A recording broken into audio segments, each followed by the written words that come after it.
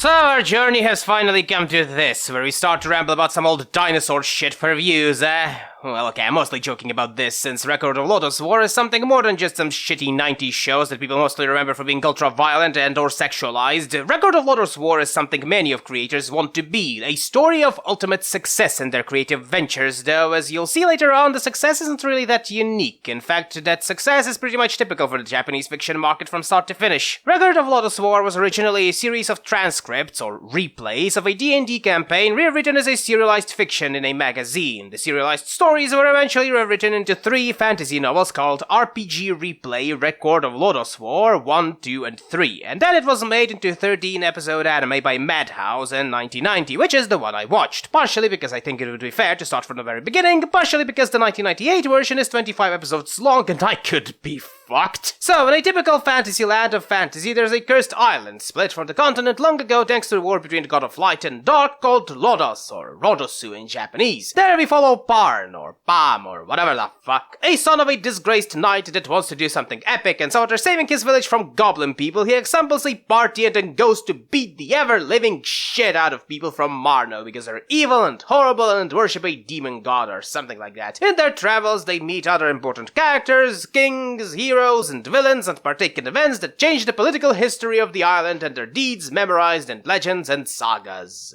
So if you think that my retelling of the story sounds a bit dismissive, well, it's not because it is, it's because you, the enlightened viewer from the year 2023 AC, has heard this story a million times before, played this story a million times before, heck, you probably created yourself this story a million times before. And yes, this isn't a detriment to the anime itself. It is great. It is a time capsule of all the old things that both Japanese and Western fantasy genre has long since either evolved or moved on from entirely. It is drawn in that old late 80s to early 90s anime style where every frame of it looks aesthetically and stylistically pleasing to the eye. Yes, the animation of this 1990s anime can barely be called like that without either immediately defending it or chuckling, but I dare you to look at these screenshots I'm showing to you right now and tell me that your favorite setting wouldn't benefit from this stylistic. Yes, the music has like 3 tracks in total and they're used so often you'll probably hear that to-do, to-do, to-do sound in your nightmares for the next couple of days. And yes, the biggest praise and the most damning criticism I can brandish against this anime is that this is a product of its time and forms the foundation of the vast majority of modern Japanese fantasy genre. Your enjoyment of this will be similar to your enjoyment of Lord of the Rings or Chronicles of Narnia. And that's kinda why I don't plan on rambling about animes like this, to be honest. Well, unless you pay me to. 1, rambling about old-ass animes is one of the most predictable anime niches the creator can go into, say for talking about some long runner or reacting to episodes. 2, there is not much to say about it without either diving into the general tropes of the era, which I find pretentious, or creators' personal life or beliefs, which I find pointless at best and divisive at worst. And that sums up it all, really. I do recommend you to watch this anime, and nobody does cartoons like this anymore, and though some may say it's because the genre evolved from that point, I am more than sure that for people starving for something better than a shonen anime number 2342, this will be a breath of fresh air, chank of the old notwithstanding.